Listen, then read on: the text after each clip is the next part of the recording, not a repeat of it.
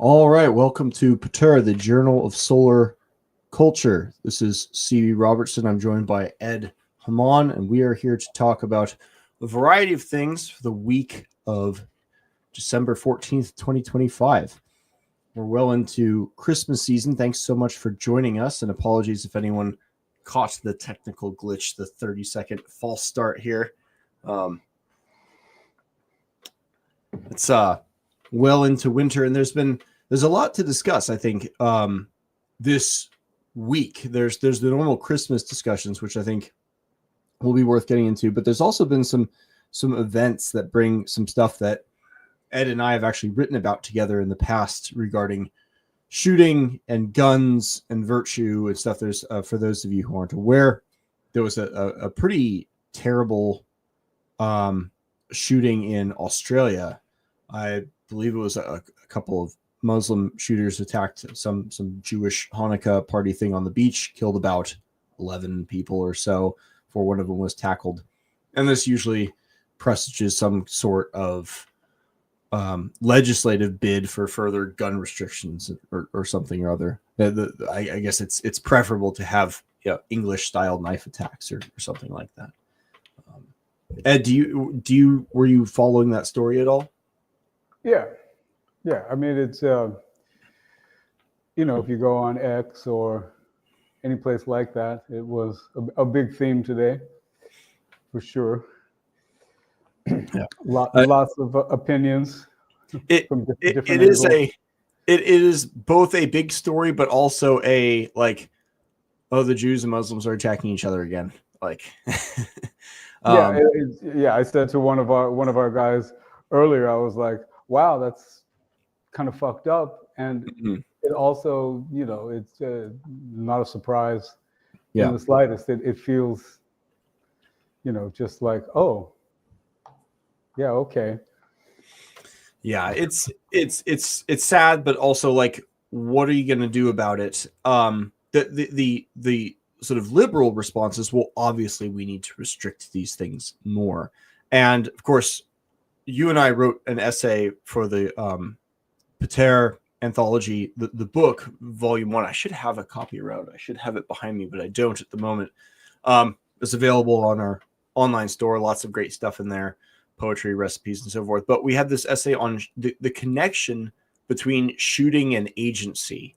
And there's something so similar between the desire to take away guns from the untrustworthy public and the desire to take away their agency in general. I think that there's a bureaucratic instinct to make everything predictable, to make everything controllable.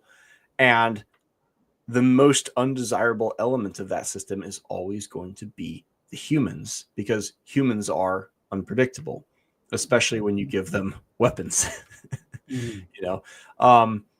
But there's been an essay I started writing about 1.5 years, 2 years ago, and then I got about a third of the way through, and then I've taken a hiatus for a while. But because there's a lot of classical arguments that could be put together, connecting the right to own firearms and weapons of war to the right to vote, which is not just a sacred right, but is like the sign of legitimacy of the state infrastructure in the modern world. Like if you don't have a democracy, you're not even like a real government. So even non-democracies like the DPRK, the Democratic People's Republic of Korea. That's the north side, for those of you who don't know, call themselves democratic even when they're not. And there's a connection there to agency that matters a lot. And imagine if every time, we accidentally voted in a bad candidate, and depending on which side of the aisle you're on, you'll think, oh, that's like every other time.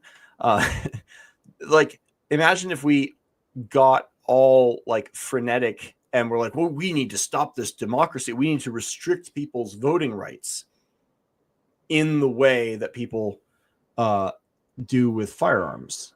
And there is something very similar there, because the state is nothing more than an amalgamation of guns, directed by ostensibly the will of the people. Yeah. And it's ridiculous, because I mean, it's the same argument. It's not, the guns are involved, but it's not a result of guns. It's a result of something else. It's a result of the human being. And people can kill lots of people with vehicles. That happens fairly frequently. But the people, but it's an emotional appeal also. It's hearing or seeing a whole bunch of people, innocent people, you could say, being shot dead is, doesn't feel right. And it induces fear. And so, fear leads to emotions, and then it's like an emotional appeal. It's, yes. This scares me. It has to go away. And when the argument comes up of we need more gun control, what they really mean is all guns need to be taken away, because that would be the only solution. But then there will still be somebody, or there will still be a bureaucracy that has incredible access to guns, and then not just some people become victims, then an entire country can become a victim, right, as a result. Right, but you're not in a position to express your discontent anymore. Yeah, and the gun is agency, like we said, the ability to shoot, owning a firearm is a type of agency, and it maybe not be so related, but it does remind me a little bit, of the sort of early days of the United States. The idea of landowners, only landowners could vote, and that was because for a lot of reasons, but it's a type of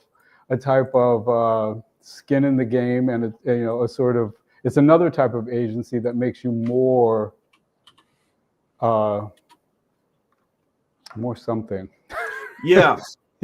More connected. There's skin in the game, and there's a shared interest. I actually part of me wants to pull up this essay I've been working on and read excerpts, because there's so much statistical nonsense, of course, that gets brought up, but there's a fascinating history there, and the land ownership has an interesting connection with this whole discussion by way of the English tradition of the yeoman. Now, the yeoman is sort of a byword for a longbowman in modern times. There's a Dr. Seuss book about bringing out the yeoman of the bowman, or whatever. But what the yeoman actually was in the feudal era was a low to middle class property owner. He was a property owner, and he often had servants of his own, but he wasn't an aristocrat, which is what the class that dominated the knight roster. Aristocrats had armor and horses and stuff, and the yeomen didn't have that, but they did have a longbow.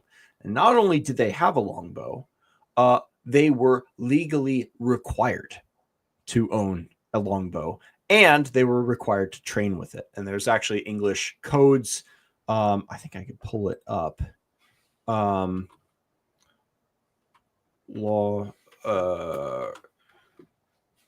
that require them to own, depending on your wealth and depending on your land, you were required to own like a longbow and a sword and a hauberk. which is like a rudimentary kind of armor of sorts. And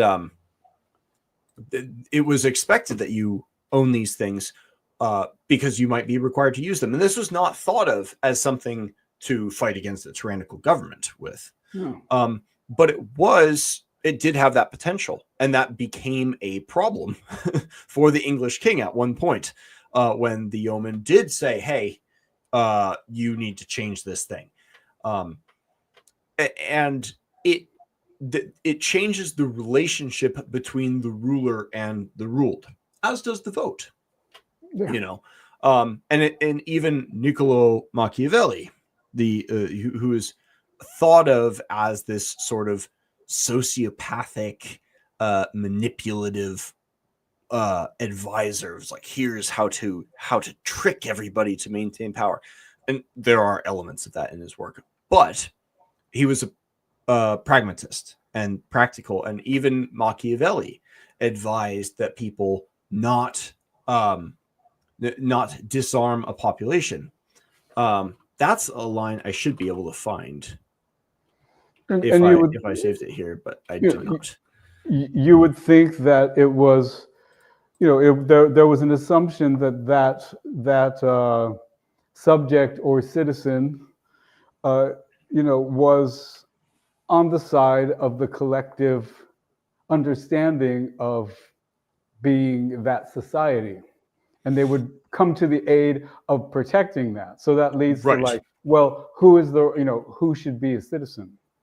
Right. And it was, and there's a responsibility that comes alongside that. And that's one of the great things, because I don't like to just focus on the tragedy. One of the incredible, extraordinary things about this story is this was a Muslim on Jew attack, but there was an Australian citizen, there was an ethnic Arab fruit vendor who happened to be nearby, and he charged out and tackled one of the gunmen and disarmed him and like threw him to the ground and took the gun, which is kind of cool. You should go find the video and watch it, because it's pretty badass to see him just wrestle it away. And there's the sort of inborn sort of heroic inclination that is going to be inside of a lot of men, but he also feels that patriotic citizen. He also identity. Probably thinks of himself as Australian. Mm-hmm. Precisely. And that sense is lost when people get disarmed as well. It's like, oh, I guess I'm not like a, and that is the risk, I think, that people worry about when people get disenfranchised from the vote as well. There is a connection there. So it's a fascinating question with a lot of connections that are worth digging into history to go into. We've talked about the etymology behind morality and sin and its connection to shooting in our essay. But there are classical cases of disarmament as well. The first recorded that I know of case of disarmament comes from the Odyssey. And it's when Odysseus and Telemachus come back, they conspire to disarm the suitors who Odysseus is going to kill in his hall. And the way that they do it is Telemachus comes in and says, oh, you're all partying in our hall. You are our guests. And when people get drunk, it is often that they fight, and it would be a shame. It would be bad xenia. We would be bad hosts to allow you, our guests, to be injured by each other. Let me take these from you. Yes. And it's the best of intentions as a layup, a setup for a slaughter, which is what happened. Now, does that mean that every government that wants to do that is motivated in the same way? No, not necessarily. Probably not. But it is worth remembering that is the first case, the first written account that I know of. And there's an element of that at work. Now, there is another question of disarmament that we see in Plato, where it's right there at the beginning in book 1, where Socrates says, isn't it unjust to give weapons back to someone who's not in their right mind? which is essentially the same argument that Telemachus is making. So there's a nod to Homer in that question, but it's an appeal that hits many people, and it's one that applies to voting, because the capacity for violence, political power, drunkenness, and erotic lust are all grouped together in the book as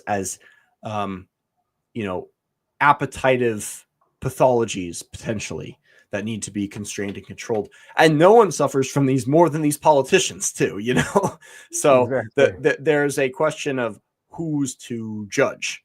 And of course, Plato's answer is, well, the philosopher king, of course, but that turns out to be this very tricky recursive metaphor for the philosophical part of us, because there are unphilosophical parts of us, appetites and spirited feelings of anger and honor and stuff that we need to control within ourselves.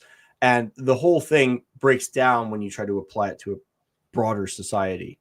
But the most dangerous thing of all is if you constrain someone so much that they don't even have the opportunity to get the experiences to learn and to express agency on their own. And then they become good only by habit, and they're set up like young Mormons for just a downfall into debauchery as soon as they turn 18. And there's a tremendous civic danger there as well, I think. It's really complicated, because at least it seems to me, the people that want, that are really dead set on more gun control, like what exactly do they mean? But also often, and often we hear, especially recently in the incidents in the United States, that the gun was obtained legally, right? It was not, because people say, oh, well, criminals are going to get guns either way. But then people committing so-called mass shootings, are they got the guns legally. So it's like, okay, well, it's very complicated then, because in order to control the actual issue, that requires limiting the agency and the so-called civil rights of certain individuals in our society that display certain traits, whether they are traits of speech or appearance, or perhaps politically. Right. And then the same people that want that gun control say, well, it's a human right to live in a shopping cart talking to the sky on a Seattle street corner. Yeah. But the things that were enshrined as natural rights before are now privileges. Yeah, exactly. And so then it becomes a whole other issue. So what do you do? I was going to home in on your use of the word so-called, because it is important to call many of these shootings, mass shootings, so-called, because if you look up, as I went to the trouble of doing, school shootings, for example, over half of the listed school shootings, if you go to Wikipedia, it has a whole list of all school shootings in the last however many years. Over half of them had no victims. It was like some negligent discharge and shot a light out by accident, or like someone takes themselves out in a parking lot when on a weekend when there's no one around or whatever. That's considered a school shooting. And the way these things get classified, Australia in particular is an interesting case, because in the 90s, I think it was 93, I could be wrong on the precise date, but Australia passed a national assault rifle ban, or some sort of firearms law that severely restricted gun violence, or restricted gun ownership. And then they pointed to a decline in mass shootings afterwards, and then they claimed credit for it. What actually happened was that there was an existing decline in the rate that preceded the law, and they changed the definition of what constituted a mass shooting from 4 or more victims to 3 or more victims, because it just so happened that if you made that change in the definition, the decline looked more precipitous. But if you kept it the same, the relative difference was actually basically negligible. It didn't change the trend line at all. It's in logic, it's what's known as the Texas sharpshooter fallacy. You take a bunch of shots and then you draw your circle, your target around the holes to find a pattern that makes your aim look really good, your policies look very good. And as we know, mass is a big word, and we know that, so-called journalists, they really, really love to decorate their stories with qualitative adjectives. Yes. So that, in order to create emotional appeals, and for people to keep reading.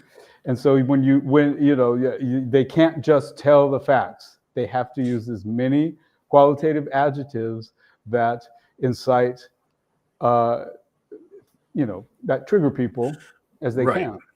And it takes a lot of force of will to stand up to this kind of emotionality, but people have to be able to draw lines and say, no, here are rules we've established. We get the right to vote, and we get the right to own guns. And though these things are off the table, you can bring in, millions or hundreds of thousands, I think in the case of Australia, of immigrants from people with culturally different backgrounds and sort of blood feuds of their own, and bring them in and say, oh, because of some effects of that, we need to take away some like core values of yours. And you say, I like what's the poem, The Danegeld by Rudyard Kipling. No matter how trifling the cost, or no matter how big the cost, this line does not get crossed.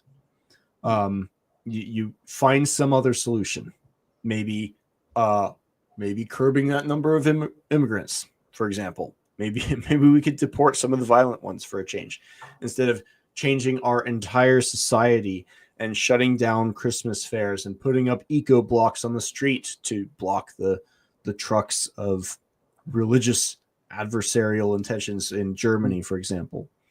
But it takes some backbone, and it takes some premeditation in your reasoning and in your arguments to stand up to that kind of emotionality. And I think that part of the tragedy of the loss of agency that's come with reliance on the state is people have given up a degree of the sense of, oh, it's on us to make this change. It's on us to protect these rights. It's on us to protect our civic culture. Someone else will do that for us. Fun Monkey, what's up? We are talking about the beach attack in Australia that happened earlier. Was it today? I think it was today, not yesterday. A pair of Muslim attackers went after some Hanukkah festival on the beach and killed 11 people. And so we've been talking about what in America we would call Second Amendment rights, but I think more broadly we would refer to as in terms of rights to self-defense and to the possession and ownership and bearing of arms, which is important, not just at a civic level, but at a personal virtue level. And Ed and I have been talking about an essay we wrote in relation to that. Yeah. And I also think, like the Second Amendment, and the Bill of Rights, like at this point in time, like messing with the Constitution, attempting to change it is a very slippery slope in the place that we are in currently, and probably for a while to come. And it's like it's been done in the past many times. There's been, amendments added, et cetera. But you brought up something. Where we are now, regardless of whether you're, what side of the so-called aisle you're on, it's slippery. because things could happen that nobody will want. And Right. It's like, go with it. It's very there are change points where it is very important to get things right. And it feels like we're on the cusp of one. That doesn't mean that everything in the Constitution is good. Maybe some of the additions were good. Maybe some of the additions are bad. And now we have a Constitution that needs to be fixed in the other direction, or, what have you. Maybe the advent of the internet requires some additions. Maybe the was it the Third Amendment to the Fourth Amendment is no longer totally as applicable as it might have been before. Who knows? You can come up with all sorts of arguments. But there is one point of clarity that extends far beyond the gun question, but which you brought up earlier when you said these so-called civil rights. So much of the discussion of rights are confused on the grounds of the rights. Are we talking about civil rights, which are granted by the state, or are we talking about natural rights, which precede the state and legitimize the state? Yeah. Or, and this is, I feel extremely torn on this subject. I am agnostic, leaning into rights purely as a matter of tradition. Their rights might not be real at all. That's possible, and maybe this whole thing is dubious. And but the problem with civil rights, which is what has basically been in place in the United States since 1967, the Civil Rights Act was passed basically, and it fundamentally changed what the Constitution was about, very subtly. But it essentially regrounded the entire notion of rights from nature and things that precede the state to whatever the state says and whatever the state gives you. You now have a right to health care. That's not a natural right. No.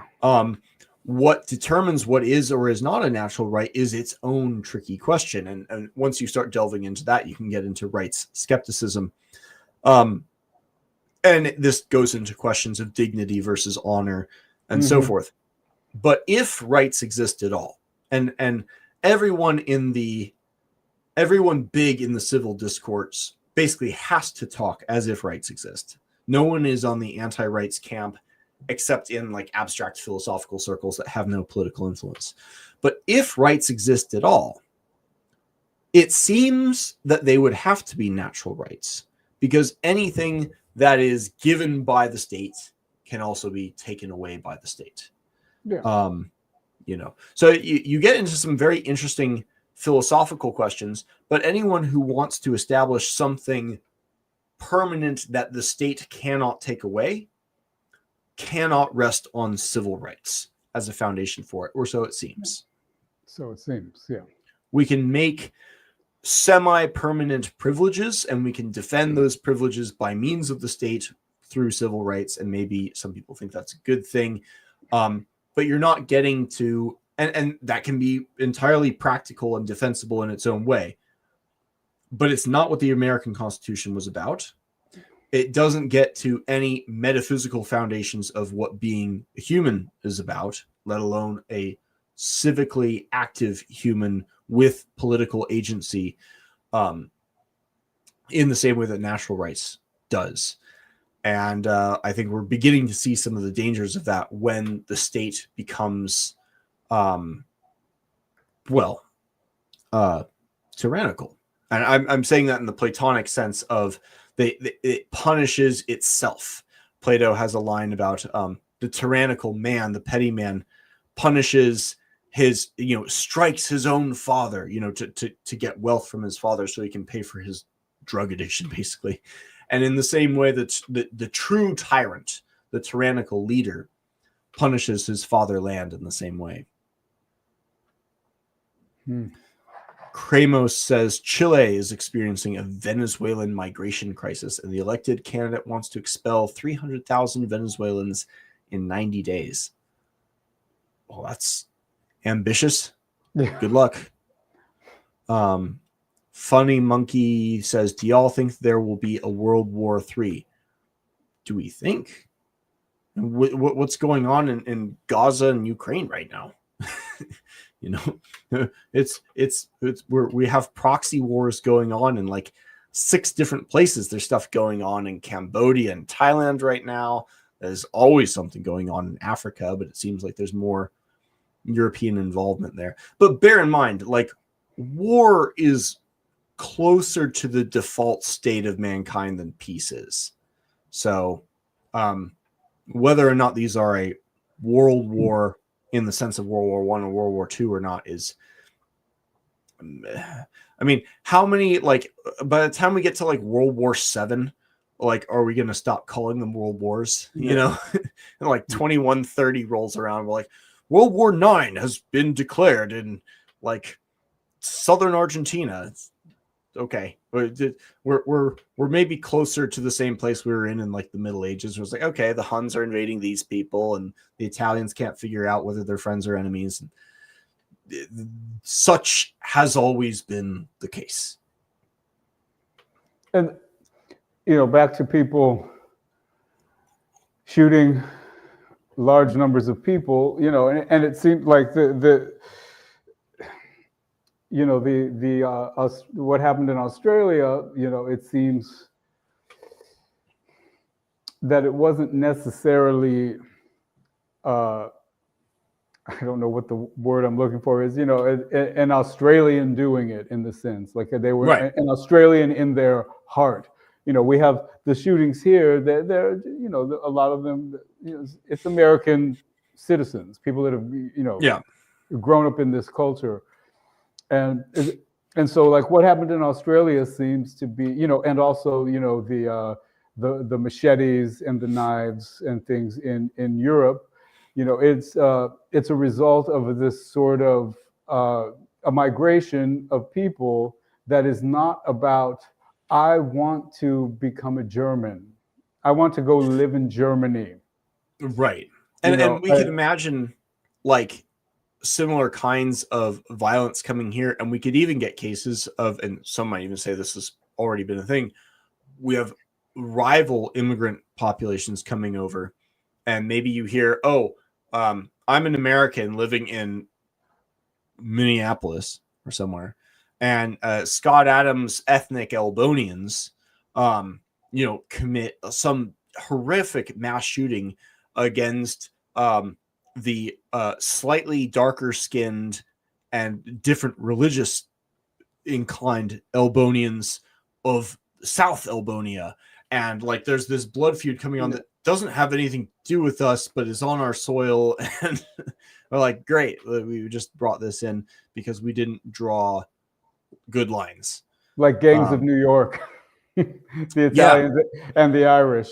But now we have large numbers of Italians and Irish that are well established all over the country, and certainly see themselves as Americans. And now that era is, sort of idealized and seen as some awesome thing.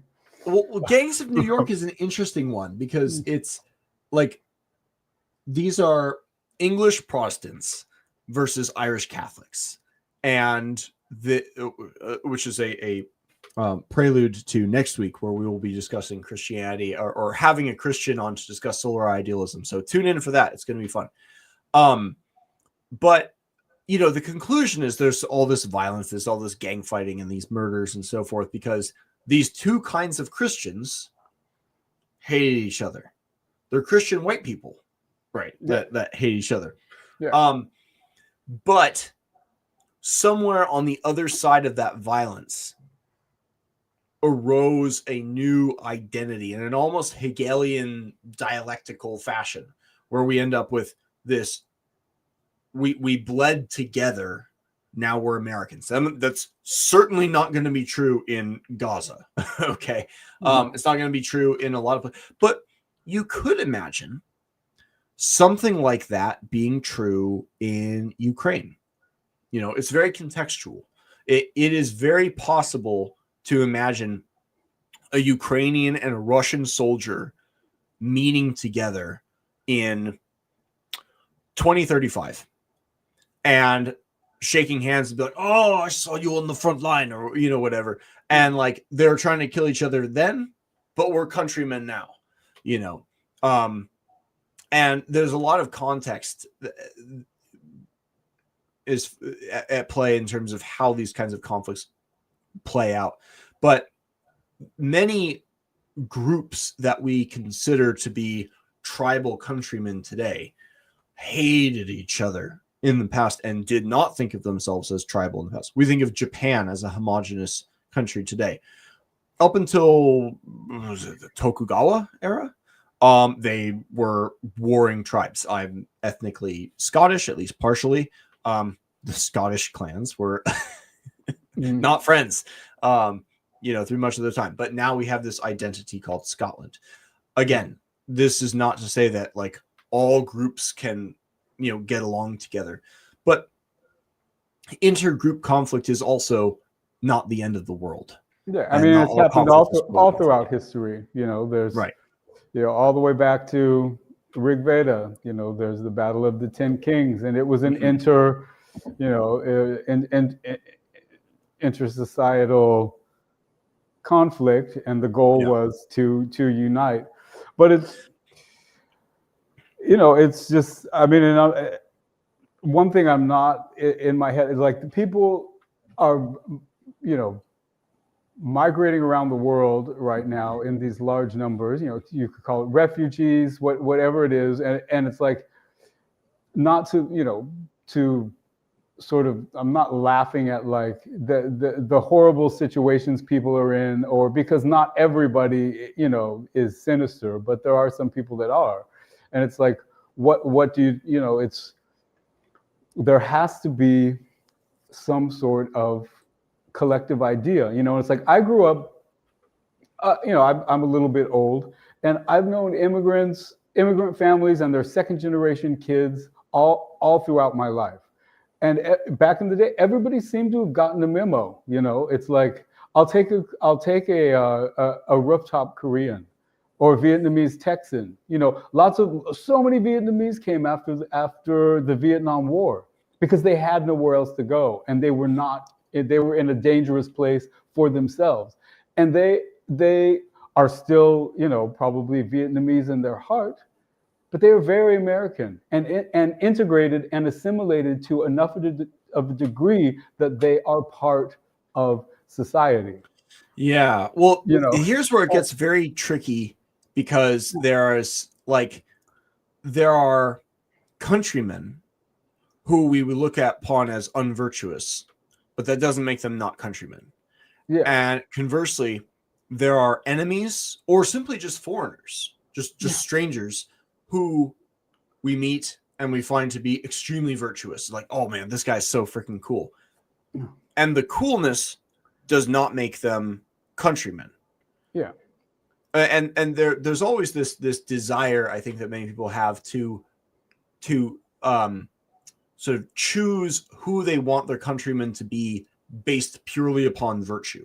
And that's very understandable, but it's also a kind of rough road. And some of the Gen Z people make fun of boomers in this, who do this by talking about like, the parents who abandon their kids and go to Mexico and basically like semi-adopt native kids who they're going to like give presents to. And something similar to that actually happened to my wife and her grandparents. But it's tough because at the same time, there are people who come to the United States who do seem to have that American instinct and that American spirit. Bruce Lee comes to mind. Is he ethnically, Anglo-Protestant WASP? No. Does he have that thing? Yes, he does. I've known many people that have come, a lot of friends that have come from India, different professions, for different reasons. And they want to stay, and they've made it clear, like, I want to stay here because I feel more free here. I feel there is more order here, and this is where I want to be. I like it, and I've also heard in the past, I've heard, conversations with being at an Indian family's home where the mother has said, remember, we're Indian in this house and American when you walk out that door. And what that means is that, that you get, become part of what's going on around you, because this is where Yeah. we're staying. This is where we're staying, and we want to be here. It's good for us, but we have to be, we have to also contribute. Like the whole thing with not, sometimes people are upset that they didn't learn their ancestral tongue because their parents didn't teach it to them, because their parents wanted them to do well. Well, it goes further than that. If you go back to the 40s and the 50s, the government created bureaucracies whose goal was to go out to the immigrant families who moved to the United States and say, this is how you're going to cut your food. This is what you're going to eat. Not this. This is the music you will listen to. You are not allowed. Not only are we not going to teach you, you are not allowed to speak your home tongue here. And a cultural assimilation was quite aggressive because it was understood how important this constellation of little features of culture are. And the feeling of being in a place, like we talk a lot about like aesthetic, we were talking about music and the experience, the difference in the experience of space this has. Same can be said of art. And I have been in many, many, many customers' houses for electrical service stuff. I've been in ethnic customers' houses where I walk in and I feel like I'm in a different country. I'm like, oh, this doesn't feel like America anymore. It feels like a different country in here. And that does project out, especially when those people own shops and things. Conversely, I've been in ethnic customers' houses that you walk in and I feel at home in this space. No, literally, it's not my house, but you know what I mean? Like this could be my friend from high school's house, and that difference in experience works its way into the public commons. And it's always changing. It's always negotiated. So it's a tricky sort of ship of Theseus problem. What is our national identity exactly? And I think the a sort of forced reprogramming is a bit much, because it can actually happen organically. And also, Americans in general are very curious and open-minded and very, very interested in what someone might be bringing from somewhere else. Obviously, with food, Americans are obsessed with global food. Not as obsessed as Pierce Morgan. Yeah, well, he's dumb and stupid though. But it's like, it can happen organically as well, and especially with second generation kid. It's like at the gym that I go to, it's right near a very large university, and there is a whole global scene of people, at least as far as like skin tones, languages, and they're all just college gym bros. It doesn't matter where they came from. They're all and they're all talking alike. They're all just American kids, know. And this is where the conscientiousness of religion plays a really interesting role. There are in terms, because our national identity, is it merely descriptive, or is there a prescriptive aspirational component to it as well? And I think much of the past that we latch onto, which leftists will decry as fake or exaggerated or not existent. You can point back to this sort of mountain man, rugged, frontiersman as the prototypical American who took wilderness and turned it into civilization. But he's not at home in civilization, so he finds a new frontier and he civilizes it. And it's like, that's the American spirit. And the leftists can be like, yeah, that was like, 10 guys. And most of the people in the past were actually much more normal and full of vices and problems and evil, just like everywhere else. It's a metaphor, though. And it's like, yes, it could be like a metaphor. You might be exaggerating the evil, leftists, but you might be directionally correct. But there is something aspirational in those Exactly. elements of our past that we look up to, and that is valid as a central myth in the sense of a sacred story for our national identity to revolve around. And in the same way, I think it can be true that national identity can have aspirational components to it. But it's tricky, and like there are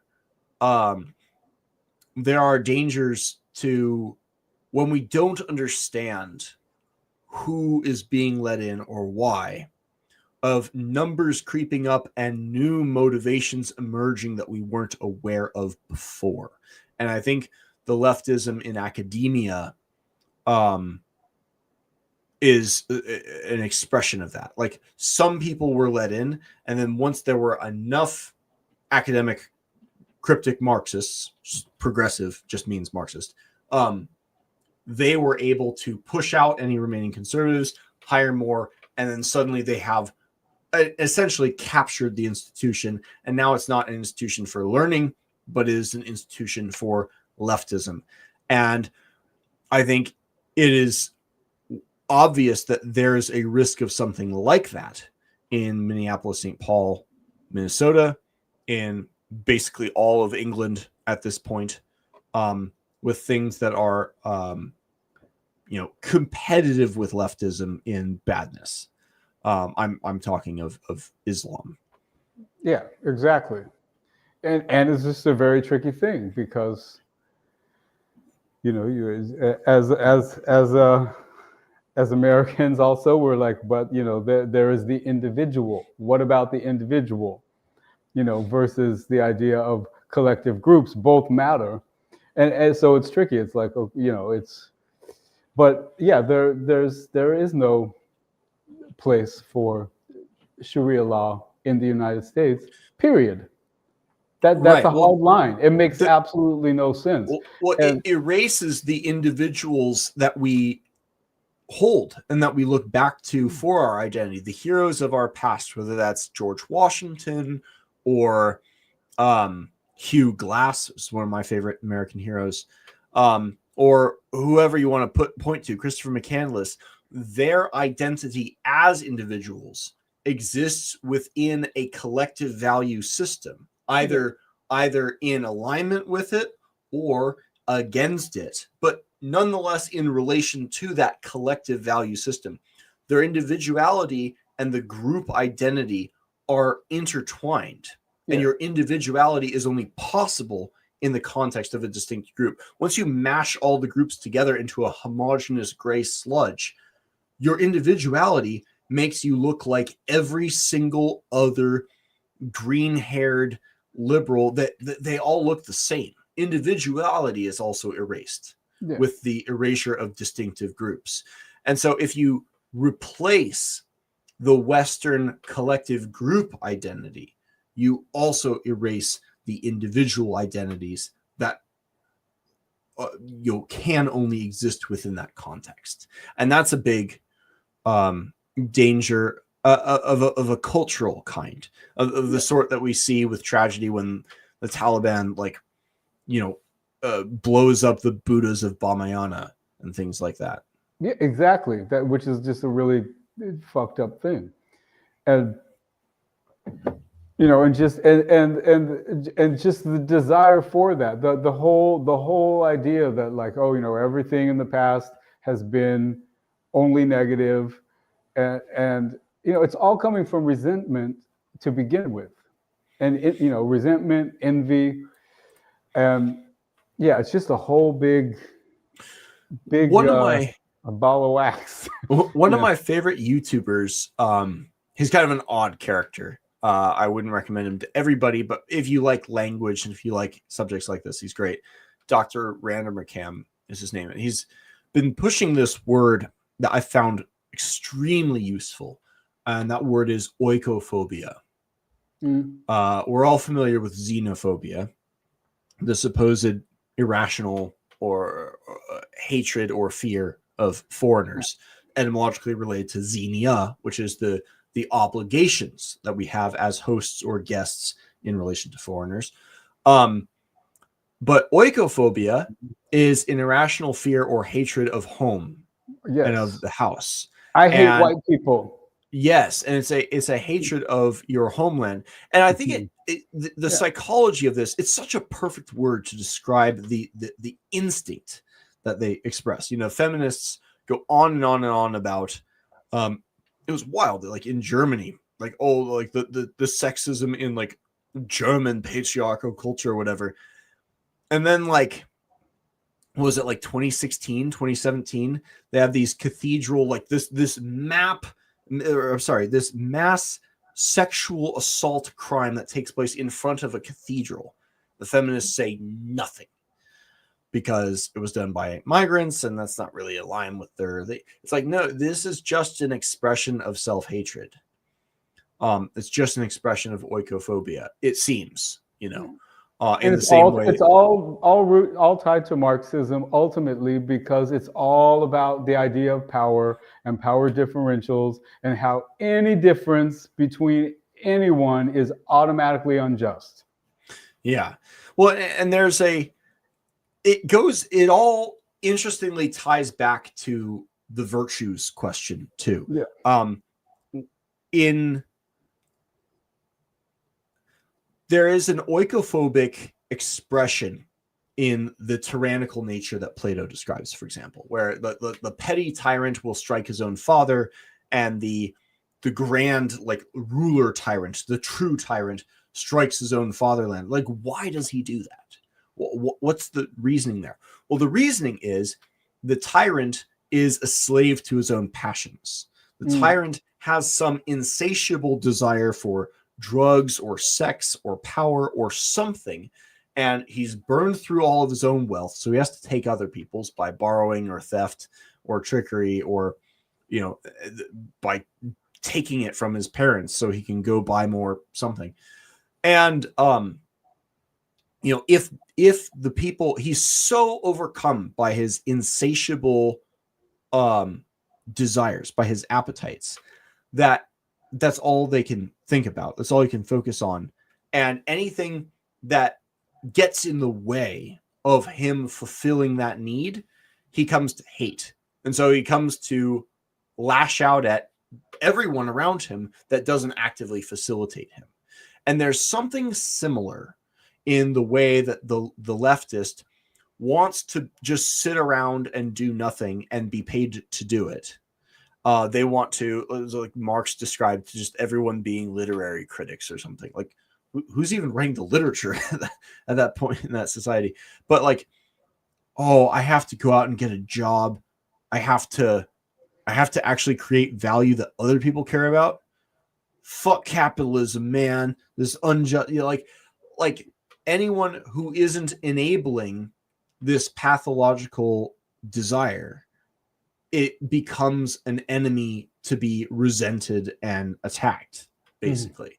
And a lot of oikophobia comes from that instinct, which I think Marx expresses and embodies. But the instinct seems to predate Marx himself far enough back that Plato can give a pretty strong psychological account of it, which is cool. It's clearly something about human nature. Yeah, well, it comes back to, and I don't mean to harp on the Republic too much, but it's really hard to go back through it and read it and not see like solar idealism preceded in this as well. We have the importance of the sun as a necessary facilitator of knowledge and sight, right? We have the tripartite soul, which loosely corresponds to the father archetype. That's the reasoning, calculating part of our soul. The striker, which corresponds naturally with the spirited part of the soul, the part that becomes angry and this desires victory and honor above all else. And the Lord of the Earth, variously corresponding to the various appetites. And the tyrant is the man in the petty form or the true form for whom the Lord of the Earth part of himself tyrannizes over the others. And I think of this like most obvious in the form of addicts, where their reasoning faculty is just gone. It's not gone, but it's completely overpowered. It's subdued by their appetites, and they will give the lamest and most transparent lies with complete shamelessness, because they're and they know that it's shame, but they can't stop themselves because their reasoning component has no, and even their honorable part has no power over their appetites anymore. So like there are really, really strong corollaries between the notion of the soul we see in the Republic and what we're talking about in solar idealism. And this all ties in with, guns and stuff too. And it's not like everyone needs to be a gun guru, but like there are elements of yourself that it is good to train and it is good to develop. And there's something tragic, worse than tragic. There's something nefarious in, the state stepping in like a tyrant to take away the means by which to develop those parts of the soul, and to, in fact, punish virtuous people for their virtue and reward corrupt people for their vices. Yeah, and there's also, to train with firearms in the way that you can. I mean, as an American, it's like it's something that we can do, but it's also pragmatic rather than utopic. And it's also because there is a reason for it. There is a pragmatic reason for it, and that is because it may be necessary. Well, it's also interesting that you bring up the phrase "as an American," because there's something core to the American identity in firearms as well. And it's most of the world isn't participating in that identity. Yeah.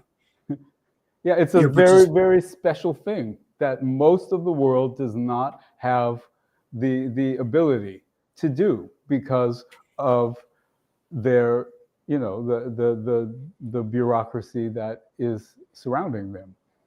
Yeah. Yeah, and it is funny. There are many, many reasons to own guns. Of course, the absolute genius Eugene Volokh, who I highly recommend. He's the Volokh conspiracy blogger, which just got taken over by the Wall Street Journal, if I remember correctly, has made the argument that there's not actually a legal distinction between self-defense and defense of the state from tyranny. They are essentially the same thing in legal kind. It's just self-protection, just on a smaller scale versus a larger scale. But that difference in scale is not a legal distinction, he argues. I think it's an interesting argument. I think maybe subject to some scrutiny, but I think the point is philosophically strong as well. If the city is like the man, and if the country is like the citizen, and it is good to participate in that culture as an American citizen as well. It'll be particularly fun to talk with Forrest Cooper about this. I hope we do, because he's far more of a gun guy than I am. Next week, and you're far more than I am. So I'm still learning. Forrest has learned most that there is to know about. He's been like a ranger and all this other cool stuff. Wow. So it'll be good. So we're at 58 minutes. It seems like a good place to start wrapping up. Thanks so much for listening, guys. We didn't really talk about Christmas and the Santa cult at all. We'll have to find the link to that essay. It's also in the essays in the Pater second journal, volume 2. And there was a previous with Jack and you talking about the Santa cult in the older run of. It's in the archives. Yes, Ian says bulldozers greater than guns. Well, if you armor it up well enough, yes, all these things are great. I will say, on the subject of things other than guns, I'm very pro gun, obviously. Some of the most dangerous people I know are not legally allowed to own guns because they're felons. I would not want them to be mad at me within 15 feet if they have a knife. There are many, many ways to develop this mentality, whether that's with a bulldozer and some welding equipment in a couple of years, or a drone, or just jujitsu, boxing, just regular martial arts. There's all kinds of ways to cultivate that martial capability in yourself, and a lot of it's just weight training. Learning to walk with confidence and awareness of what's happening without distraction. around you can deflate a lot of situations. Yeah, but it is a funny comment. Yes, bulldozers. One man took on a whole city. Indeed. That's another American hero to discuss at another time at some point, I think. Anyways, guys, it seems like a good spot to wrap it up. Thank you so much for listening, and tune in next week, or we'll talk about Christianity and solar idealism through a critical Christian lens. Fun times. Oh, yeah. Stay solar. Thank you for watching or listening to the Journal of Solar Culture. Don't forget to hit like and subscribe, and leave us a comment. The first volume of our journal is available in paperback and now, finally, on Kindle. Pick it up in our store or on Amazon.